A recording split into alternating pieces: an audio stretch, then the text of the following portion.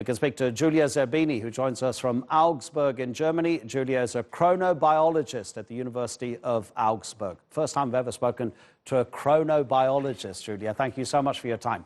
Tell us about the empirical evidence behind allowing teenagers to sleep a little bit more and start their school day later. Yes. Hello, thanks for having me first.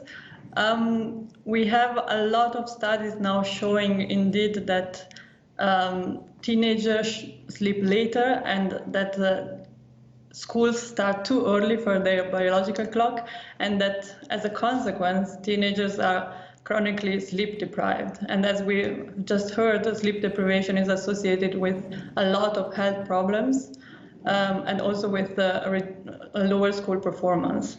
Yeah, it's interesting. I've seen some studies, I don't know if you have seen the same ones, which literally showed that students as teenagers who slept 1 hour extra achieved a better grade than the ones who slept 1 hour less. Literally, the one who sleeps 1 hour more might get a B. The one who sleeps 1 hour less will literally get a C. Have you seen that study? Yeah, I think you're talking about the study in Seattle. About school performance, I would say we need more studies to show that indeed if we delay school starting times, the school performance will also increase, because there are a lot of factors involved. But I would first focus on the health of these students. And there are more studies showing that if school starting times are delayed, then their health is also improved in terms of better sleep, better mood, better concentration in school. And as a consequence, I'm sure that the better performance will also come along. Every student in the world should watch this interview and then say to their parents, look, I've recorded this.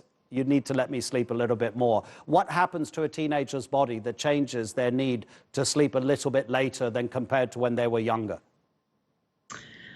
So the sleep timing is mainly regulated by our biological clock. We really have a clock inside us telling us when we should sleep. And this is really biologically determined. It's also genetically determined, and it changes with age.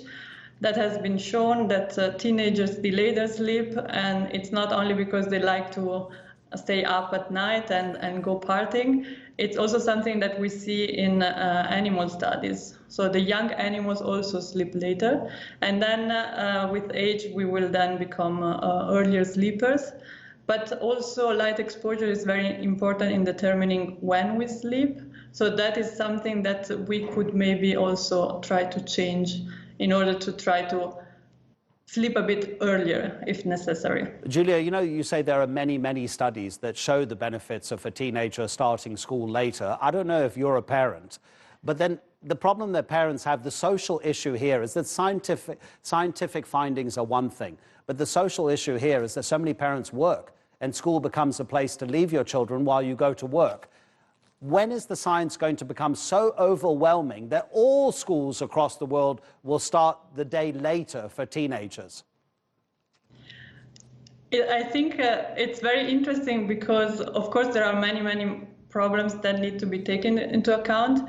But I think the science has shown this already for a long time, because there is even a report from 1913 showing that there was already a difference in sleep duration between teenagers in the US and in Germany.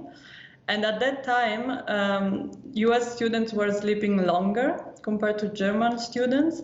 And one of the reasons that was brought up for this was that school starting times in Germany were at 8 a.m. and in the US at that time the school starting times were at 9.